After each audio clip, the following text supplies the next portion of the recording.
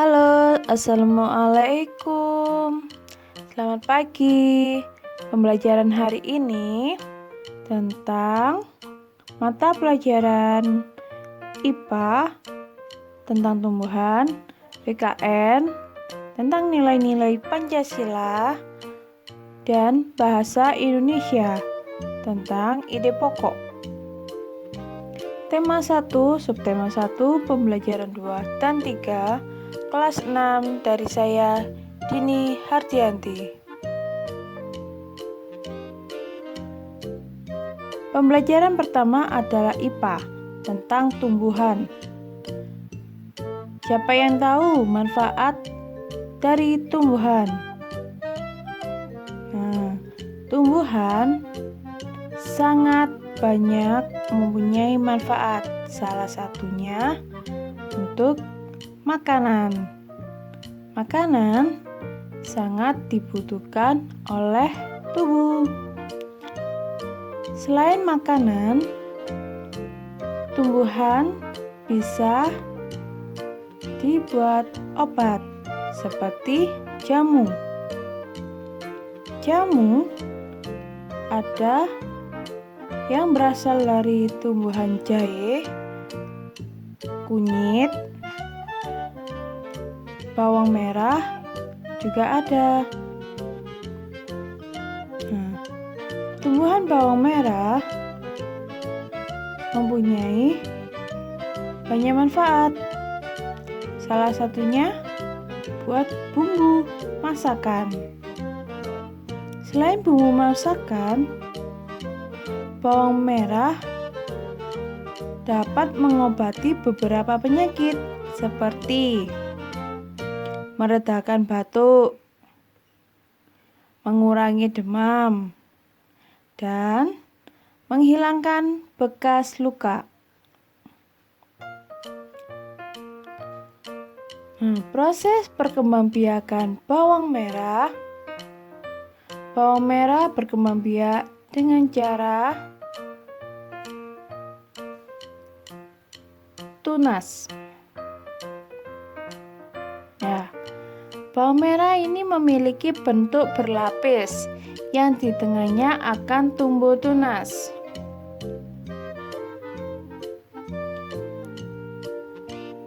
Jadi bawang merah ini merupakan umbi lapis.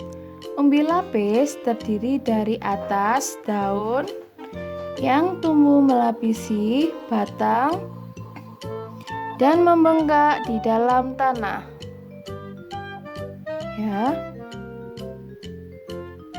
Selain bawang merah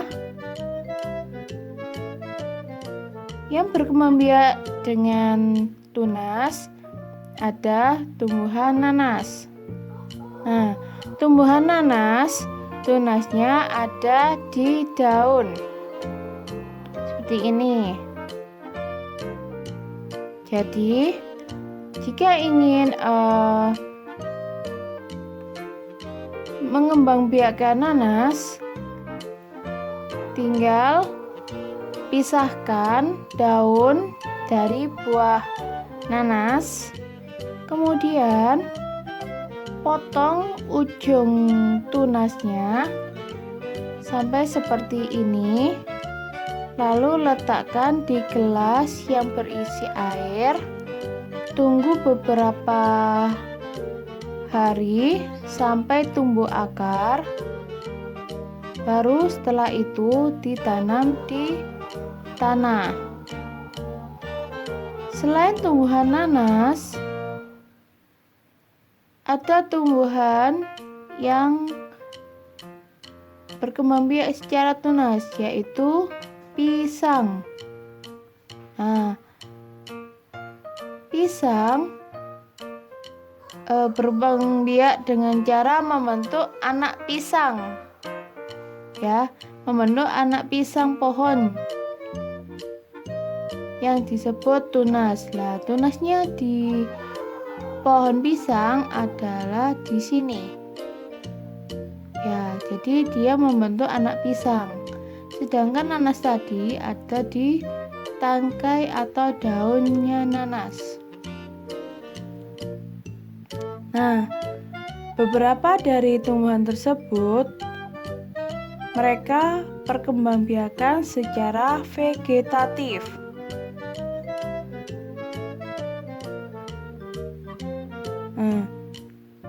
Dulu kita belajar tentang perkembangbiakan secara generatif. Masih ada yang ingat? Baik, kita ulas sedikit ya. Perkembangbiakan secara generatif adalah proses perkawinan melalui penyerbukan dari serbuk sari yang jatuh ke kepala butik dan terjadi pembuahan. Sedangkan perkembangbiakan secara vegetatif yaitu cara berkembang biak suatu makhluk hidup yang terjadi tanpa melalui perkawinan. Jadi makhluk hidup baru tumbuhan berasal dari induknya. Ya, jadi perbedaannya di sini ya. Perkembangbiakan secara generatif itu melalui proses perkawinan melalui serbuk, ya, melalui penyerbukan. Sedangkan perkembangbiakan secara vegetatif mereka perkembangbiaknya tanpa melalui perkawinan. Jadi makhluk hidup barunya tumbuh berasal dari induknya. Sudah paham anak-anak? Baik, kita lanjutkan ya. Nah, pada gambar di sini ada dua. Coba kalian pilih mana yang termasuk perkembangbiakan secara generatif dan mana yang termasuk perkembangbiakan secara vegetatif. Kalian pilih dan beri alasannya kenapa kalian memilih gambar tersebut. Kemudian pembelajaran PPKN tentang nilai-nilai yang ada pada sila Pancasila.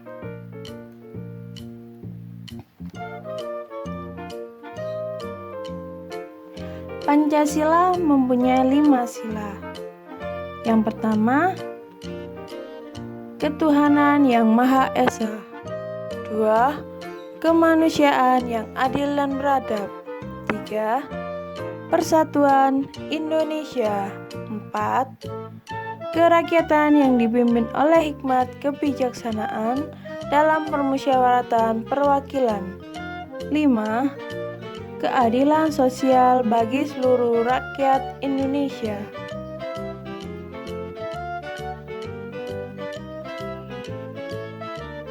Nilai yang terkandung dalam sila pertama, ketuhanan yang Maha Esa sebagai berikut. Yang pertama, takwa terhadap Tuhan yang Maha Esa. Jadi, semua agama harus bertakwa kepada Tuhan yang Maha Esa. Kedua, toleransi dan penghormatan kepada agama atau kepercayaan lain. Jadi, kita tidak boleh membeda-bedakan agama. Kita harus saling menghormati dengan perbedaan, ya. Yang ketiga, kerukunan antar umat beragama. Jadi kita harus tetap rukun walaupun berbeda agama, suku, atau ras. Nilai Pancasila yang kedua, kemanusiaan yang adil dan beradab sebagai berikut. Yang pertama, persamaan derajat. Jadi kita tidak boleh membeda-bedakan derajat setiap manusia. Yang kedua, menghargai hak asasi manusia. Yang ketiga, solidaritas antar sesama manusia. Jadi kita saling membantu. Dan keempat, perdamaian.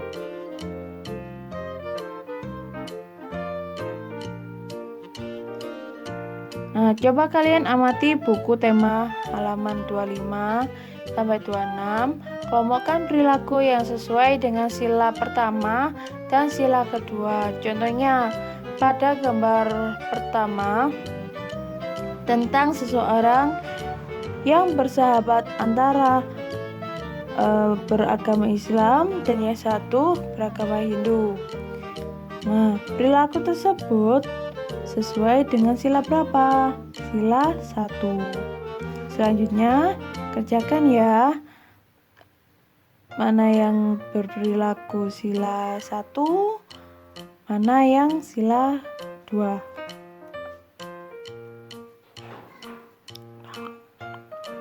Oke, sekarang bahasa Indonesia, ide pokok. Kemarin sudah kita bahas tentang ide pokok. Kita bahas sedikit ya untuk mengingat. Ide pokok adalah ide atau gagasan atau pikiran yang menjadi awal membuat sebuah paragraf. Jadi setiap membuat paragraf kita harus mempunyai ide terlebih dahulu untuk menjadikan kalimat utama. Kemudian dilanjut 2-3 kalimat pengembang. Maka jadilah paragraf. Sudah mengerti? Nah, lalu kerjakan untuk melatih ya. Carilah ide pokok pada teks halaman 36, tulislah pada diagram di buku kalian. Terima kasih. Selamat mengerjakan.